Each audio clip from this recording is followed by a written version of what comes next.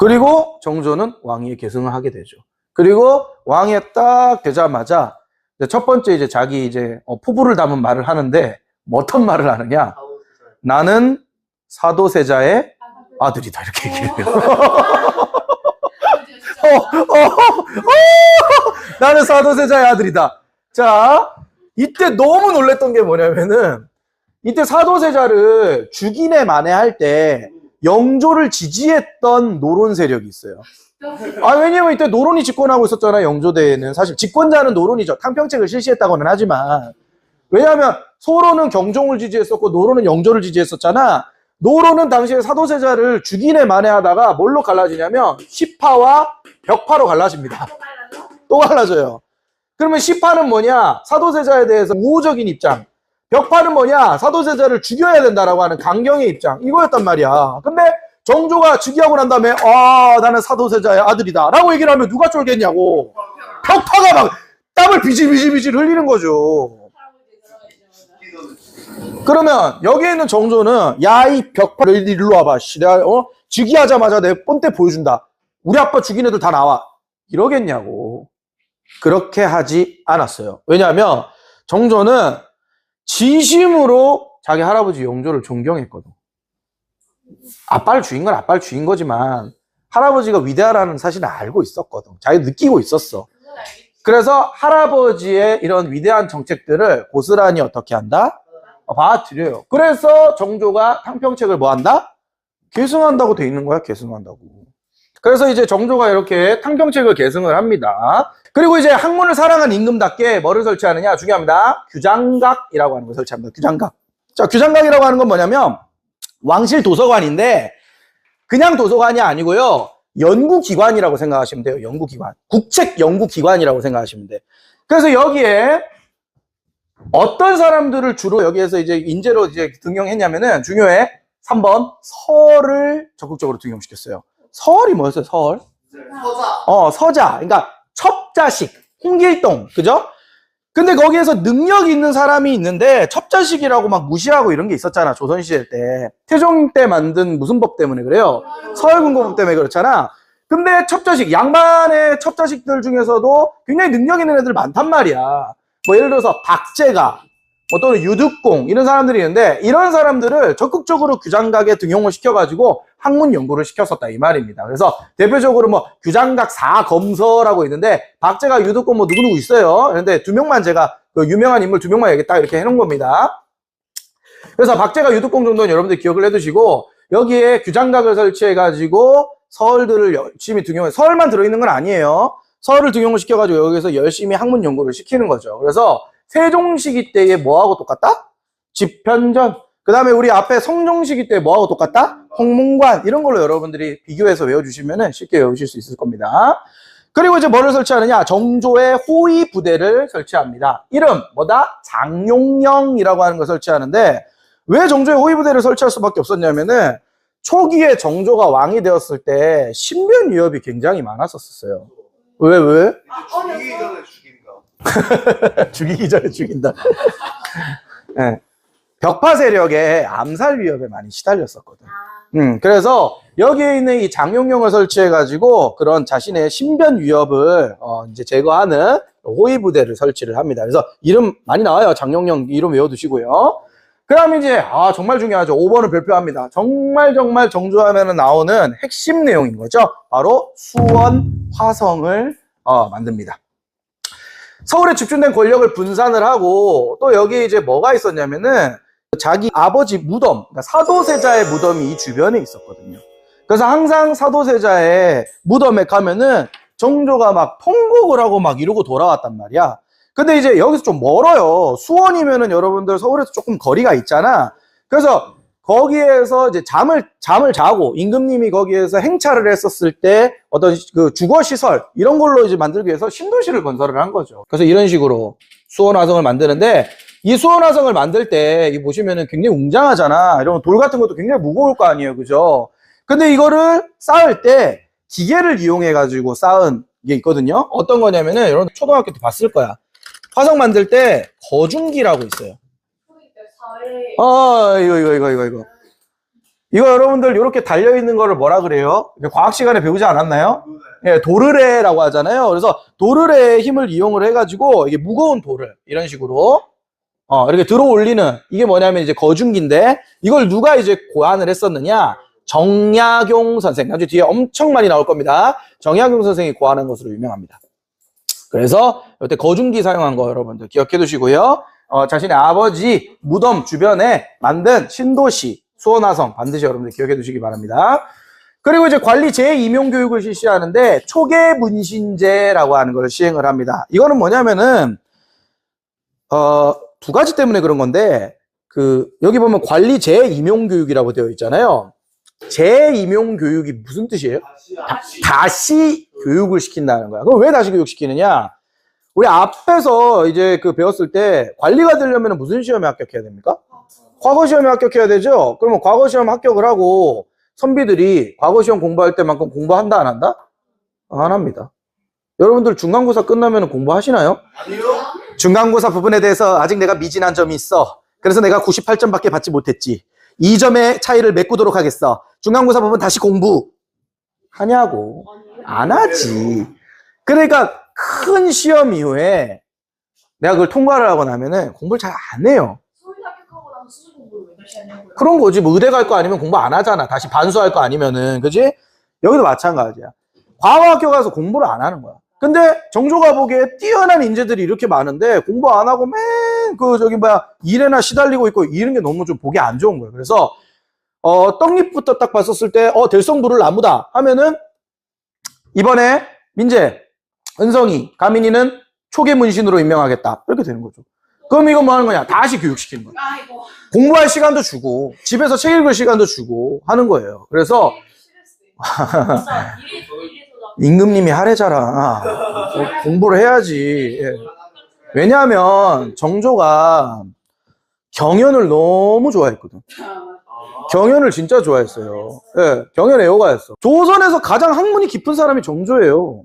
신하들하고 대화를 하면 신하들하고 대화가 안 통해. 그래서 물어봐. 야, 니도 과거 합격한 거 맞아? 이러면서. 예, 합격했는데요. 제가 1등인데요. 이러면서. 근데 왜 이렇게 못해? 야, 초계문신해! 이렇게 되는 거죠. 네. 자원급제했는데. 근데 왕을 못 따라가. 뭐 따라갈 정도 있다면은 관 안에서 2위 정도 살아 돌아와야, 율곡 2위 정도 돼서 살아 돌아와야, 이왕 정도 돼서 살아 돌아와야 대화가 될 정도야. 그래서 관리들을 다시 재임용 교육시키는 초계문신제라고 하는 걸 실시하고요. 자, 7번은 좀 어려우니까 별표 크게 하세요. 금난전권을 폐지합니다. 드디어. 금난전권 제가 한번 한 적이 있어요. 뭐였어요? 자, 초기에 조선에 이제 시장이 만들어졌었을 때 한양 거리에 뭐가 있다 그랬어? 예, 유기전이라고 하는 6개의 주요 물품을 판매하는 시장이 있었다 그랬잖아요. 뭐 지금으로 치면 그 남대문 시장이라고 그냥 생각하면 돼. 알겠지? 근데 이 유기전에 누가 있어? 상인들이 있을 거 아니야? 이 상인들을 뭐라고 불렀냐면은 시전상인이라고 불렀었다는 거예요. 그런데 이 상인들이 이 유기전 활동을 하면서 국가에 필요한 물품을 어떻게 한다? 납품을 하고 이 나라 경제를 위해서 또 국가가 이제 좀 필요한 물품에 대해서 이 굉장히 많은 도움을 줬었단 말이야. 그래서 이 상인들한테 야, 니들이 나라를 위해서 하는 일이 꽤 많으니까 권한을 하나 줄게. 그게 뭐냐면은 금난전권이에요. 금합니다. 뭐를요? 난전을 금합니다. 이런 뜻이에요. 그럼 난전이 뭐냐? 국가에게 허락을 받지 않고 시전상인이 아닌 사람이 그냥 자기가 이렇게 뭐 농사 짓고 남는 거 있을 수 있잖아. 집에 닭이 계란을 한 10개 나왔어. 근데 이거 다 못 먹어. 그러면 필요한 사람과 내가 필요한 물건과 교환할 수 있잖아. 그러면 이제 허락을 안 받고 난전을 까는 거예요. 지금으로 치면 뭔가요? 노점이지 뭐. 노점, 불법 노점상. 그러니까 할머니가 계셔. 집에서 농사를 텃밭에서 길렀는데 알타리 무가 꽤 많이 나왔어. 은성이 할머니야. 감정이입해? 그래서 아이고 이름 많이 알타리 무가 나왔노. 이거 다 못 먹으니까 좀 팔아야겠다. 이러면서 어떻게 하냐면 시전에 가가지고 거기서 이렇게 파는 거야. 아유 무 좀 사가 있어. 무 좀 사가 있어. 그러니까 아저씨들이 와가지고 뭐예요? 아이고 할머니 아이고 사드릴게 이러면서 뭐 삼평통보 한 5개 주고 물을 사서 감사합니다 그러면서 은성이 할머니는 히히 이거 손녀 맛있는 거 사줘야지 이러면서 치킨 사줄 돈으로 삼평통보를 들고 가. 자, 그게 한두 명이면 상관이 없는데 조선에 내가 경제가 굉장히 활발해졌다 그랬잖아요. 그 할머니들이 수백 명, 수천 명으로 늘어났다고 생각해봐. 그러니까 국가의 허락을 받지 않고 난전들이 한양바닥에 너무 많아진 거야. 그래서 금난전권이 부여가 되어 있잖아요. 시전상인들한테. 그 시전상인들이 아 이거 안 되겠다. 이거 너무 많다. 그러면 이제 몽둥이 이제 들고 다니면서 자 은성이 할머니 거기서 무 팔고 있어. 짭짤하게 수입을 봐서 할매 여기서 누가 장사라고 허락했는겨? 그러면 아 여기서 장사하면 안 됩니까? 장사를 여기서 왜 해? 이야 팡 와장창 무 막 하늘로 날아다니고 그러면 은성이 할머니가 어떻게 합니까? 야 이놈들아 이 왜 행패냐? 사실상 할머니가 행패 부리고 있는 거야. 권한이 없잖아. 근데 할머니가 그거 알게 뭐야. 그래서 발로 빵 하고 차버리면 어떻게 합니까? 야 이놈들아 너희 집에는 애미애미도 없냐? 그러니까 시장상인들이 없어!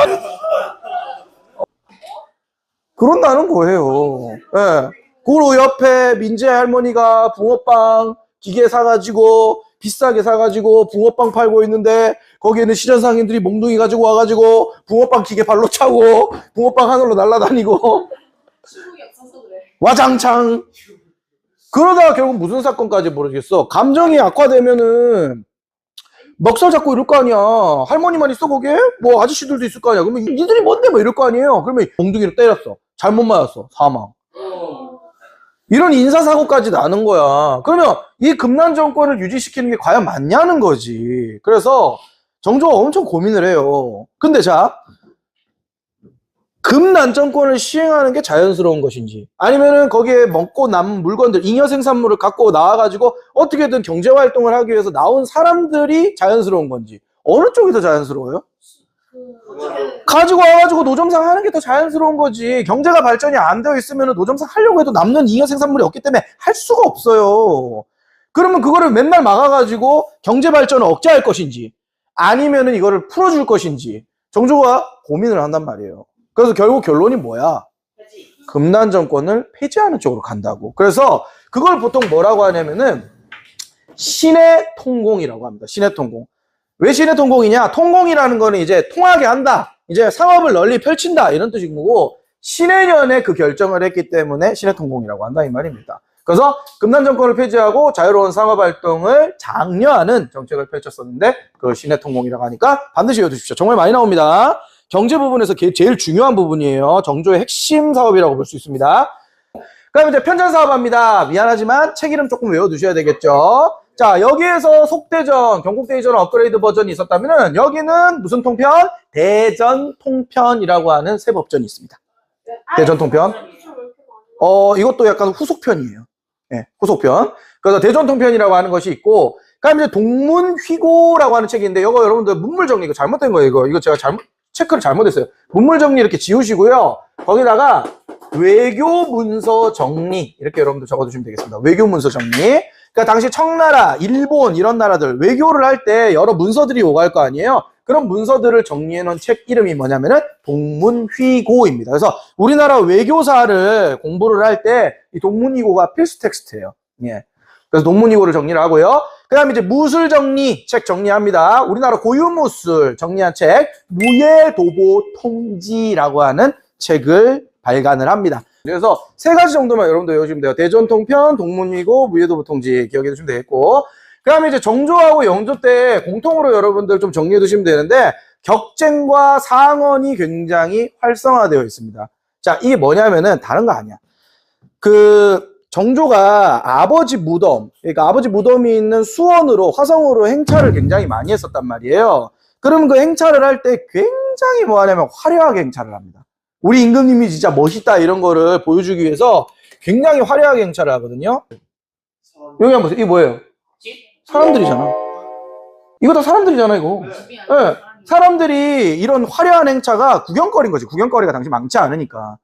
그래서 이제 이런 행차들을 딱 보는데, 그러면 상언과 격쟁, 이게 뭐냐? 격쟁은 내가 무슨 억울한 일이 있어. 어제 민재가 윤성이한테 한 10만 원 삥 뜯겼어. 근데 선생님한테 가가지고 저 삥 뜯겼어요 이러는데 네가 잘못해서 뺏긴 거잖아 이러면서 뭐 이렇게 얘기한 거야. 너무 억울해. 그러면서 어떻게 하느냐. 왕이 행차할 때 꽹가리 준비해가지고 정조 지나가잖아요. 짱짱짱짱짱짱짱짱짱짱짱 하는 거야. 그러면 갑자기 소원공예를 일으키니까 뭐야 뭐 이렇게 할 거 아니에요.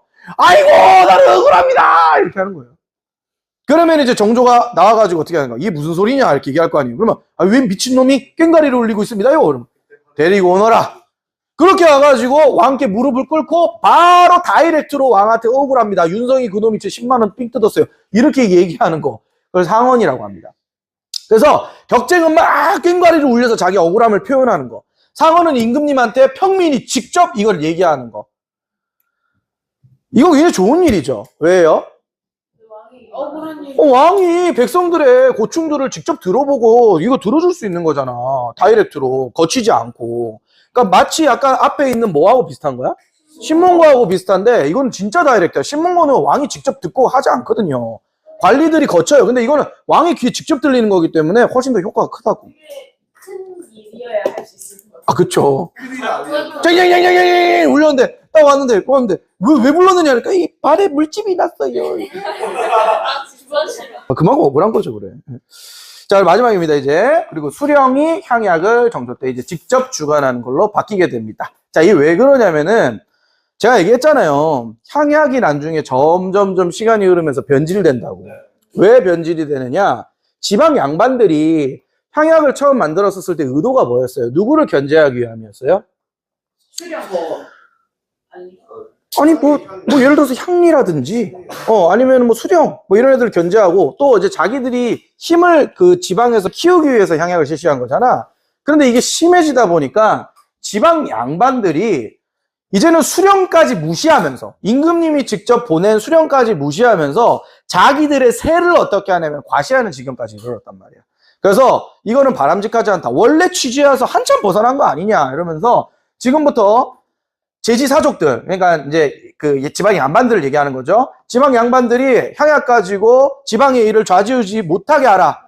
수령이 이 향약이 있다면은, 좋은 향약이 있다면은 수령이 이걸 직접 주관하라. 이렇게 명령을 하셨다는 거예요. 그래서 함부로 지방 양반들이 이제 정치에 좌지우지할 수 없도록 락을 걸어놓은 게 뭐냐면은 수령이 향약을 직접 주관하게 된다. 자, 지금 할아버지 업적과 손자의 업적을 모두 합치면 20개 정도 돼요. 세부적으로 외우려면 20개 정도 된다고. 뭘 너무해? 그리고 앞에는 이제 어떻게 해야 돼요? 효종은 북벌, 현종은 예송, 숙종은 환국, 경종은 개장. 개장. 두 글자 라인 가져가셔야지. 경종은 개장. 그 다음에 영조는, 정조는 탕평. 이렇게 가져가 주시면 된다는 거예요.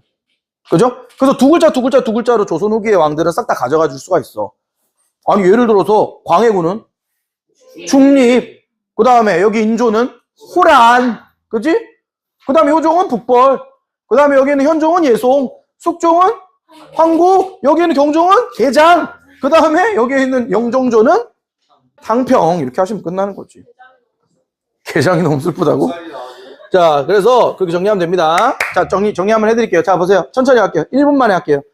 자, 효종은 인조의 아들로, 둘째 아들로, 원래 소현세자하고 복림대군이 있었죠.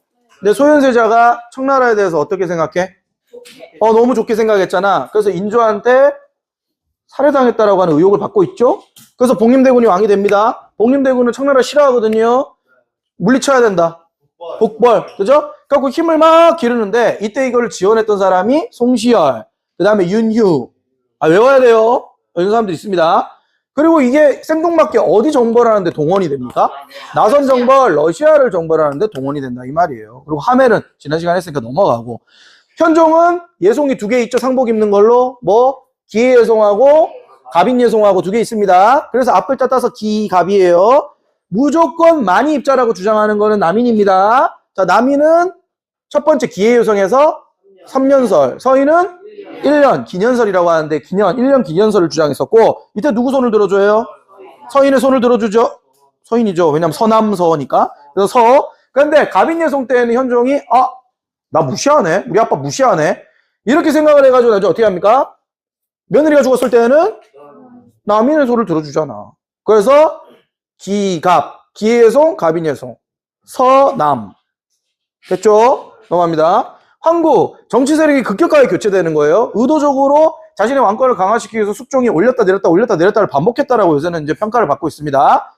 세 글자, 경, 기, 갑. 그죠? 경신왕국, 기사왕국, 갑술왕국. 다 연도 딴 거예요, 연도. 경신왕국 때는 남인의 영수 허적이 기름천막 자기 마음대로 가져다 썼다가 내려가게 되죠. 그죠? 그 다음에 이제 기사왕국 때는 인현왕후가 애를 낳지 못해. 서인의 인현왕후가. 남인의 장희빈이 애를 낳았어. 걔가 나중에 뭐가 되지? 세자. 경종이 되잖아. 그지? 계장. 예, 경종이 되잖아.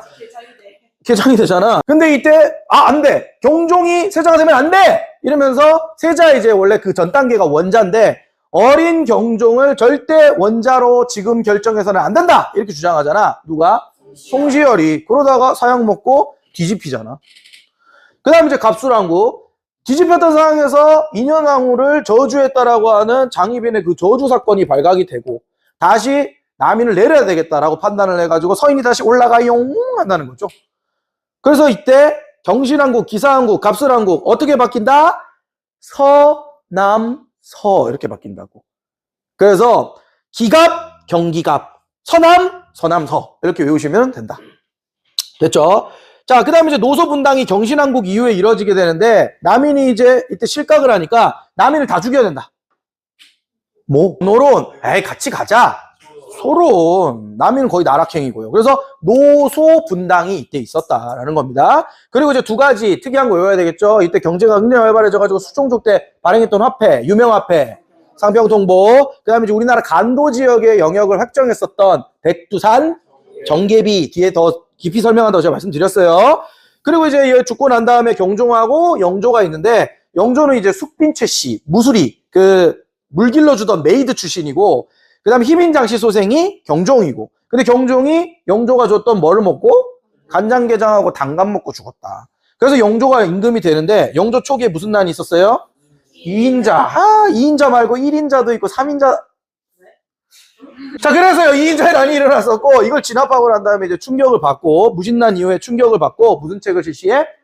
단편제 실시. 구체적으로 뭐 있어요? 음식 만들어 먹고요, 비석 만들고요, 이조전랑지 약화시키고요, 서원 정리합니다. 다 지연 학연으로 엮여있는 애들, 싹 다 이제 풀어내려고 한 거죠. 그러니까 균형법은 나중에 한다고 그랬고, 형벌제도 계산한다, 압술령 같은 거 없애고, 그 다음에 이제 업그레이드, 경국대전 업그레이드 버전인 속대전 편찬하고 북 다시 부활시킵니다. 신문고. 그 다음에 이제 한양 도성에 흐르는 개울물이었던 청계천을 이때 확장공사를 실시한다라는 겁니다. 그리고 이제 이걸 이었던 사도세자의 아들 정조는 할아버지 탕평책을 계승하는데 굉장히 인지 욕심이 많아가지고 서울들을 적극적으로 학문연구기관에다가 배속시킵니다. 학문연구기관 이름? 규장각. 그죠? 지표전 홍문관하고 약간 비슷하고요. 규장각 사검사에 뭐 박제가 유득공인데 이건 나중에 여러분들 외우게 되어 있습니다. 지금 굳이 안 외워도 돼요. 그 다음에 이제 장용령 초반에 노론 벽파의 살해 위협에 시달려가지고 여기에는 장용령 자기 호위부대 설치한 거 유명하고요. 자기 아버지 무덤이 있었던 수원 화성에 혈룡원 그 주변에다가 뭘 만든다? 수원 화성을 만듭니다. 굉장히 아름다운 그 건축물이고 우리나라 이제 그 건축물 중에 거의 백미예요, 백미. 유네스코 세계문화유산으로 현재 지정되어 있습니다. 그 다음에 이제 관리 제2명 교육 실시합니다. 초계 무신제 실시하고요. 가장 중요한 경제정책의 핵심 내용, 금난 정권을 이때 어떻게 한다? 폐지시킵니다. 뭐라고 하죠? 신해통공이라고 합니다. 신해통공이 금난 정권 폐지예요. 그리고 이제 법전, 대전통편, 외교문서 정리한 거 동문위고, 고유무술 정리한 무예도부 통지 이런 것들 발간을 하고요. 그 다음에 백성들의 이야기를 잘 듣고자 뭐를 활성화한다? 격쟁과 상언을 활성화시킨다. 그리고 일반 양반들이, 지방 양반들이 더 이상 향약을 통해 가지고 이득을 얻지 못하도록 수령이 향약을 직접 주관하는 것으로 바꾼다. 이러면은 업적 20개가 모두 끝납니다. 왜? 이 정도면 할 수 있지.